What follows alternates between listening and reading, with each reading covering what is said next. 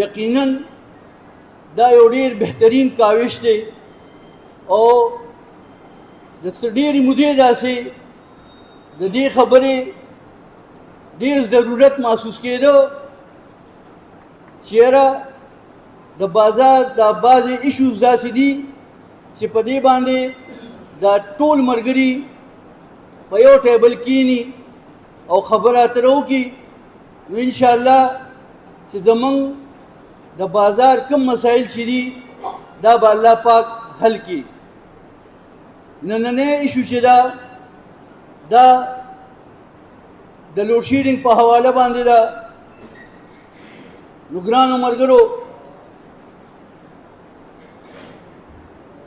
مونږ خو پوهېږو نه، خو چې کوم ماهرین کومې خبرې کوي نو زمونږ بجلی چې جوړیږي نو دا تقریبا په 14 سنې یو یونټ جوړیږي،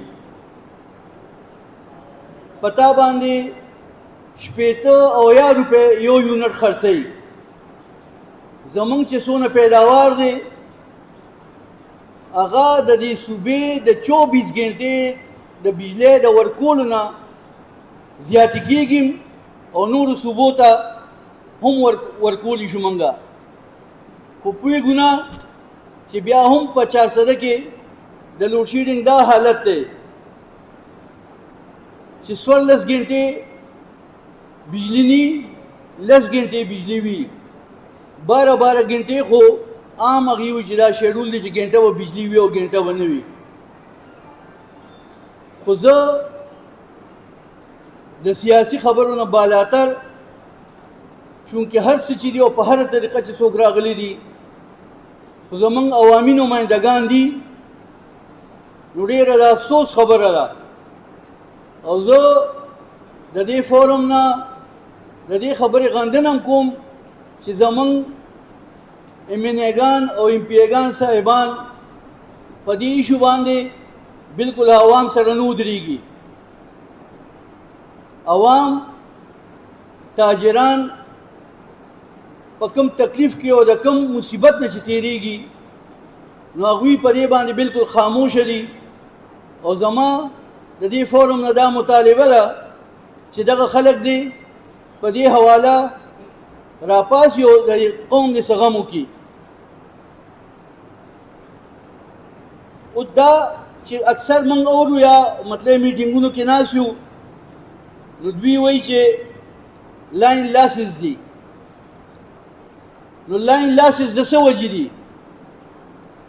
که تاسو وګورئ نو تقریبا زیاتر سولرایزیشن شوی دی په دې علاقو کې. دا خدای پاک د چینل سره خوږي چې هغې یو شی راوښکو زبس د قوم کار پرې روان شو نو تقریبا 40% بجلی چې ده نو هغه د سولر سایډ نه خلک پوره کوي. نو 40% خو دې ته هغه بچت وشو، خو د هغې باوجود هم د لوډ شیډینګ سلسله نه ختمیږي او د دې د لاین لاسز هغه بانه چې دا غم نه ختمیږي. بار بار د بجلی د ټریپینګ نه اکثر کورونو کې فریجونه پکې یا نور داسې د بجلی څیزونه چې هغه خرابېږي.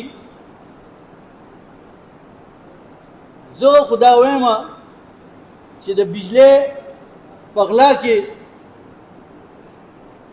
که پیسکو ذمہداران د خپل اهلکارو قبله درست کړي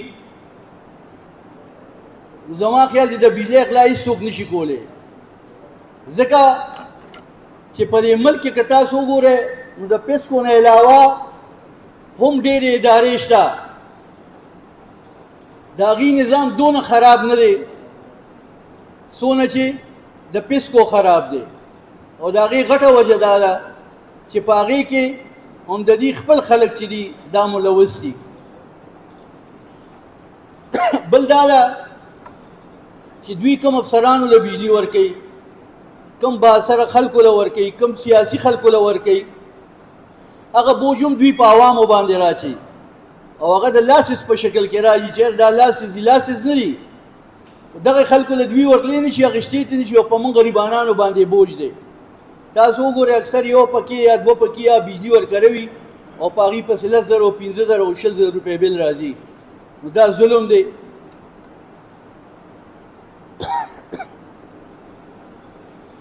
دی اکثر چې ورسره کښېنې نو دا خلک دا مشران یادوي، دوی ته وایي چې یاره تاسو په دې کونډه کلچر ختمولو کې موږ سره تعاون وکړئ. زما په خیال چې دا کم ملګري ناست دي په دې کې به هم 70% داسې وي چې هغوی به سره بجلی په کار پوهېږي نه، کونډې به څوک واچوي، خو که اچوي او څه وي نو هغه ورسره هم د دوی خلک شامل دي. زما خبرې خو ډېرې دي، خو دې مشرانو ته به زما دا ریکویسټ وي چې ډېره ښه موقع ده، ټول د تنظیمونو مشران، د ټریډونو صدران دا دلته ناست دي، او زما به دا ریکویسټ وي چې دا موقع کم از کم ضایع نه کړي او یو داسې فیصله وکړي چې هغه د ټولو تاجر برادرۍ په خیر باندې تمام شي. الله ښاد او آباد ساته. مهرباني.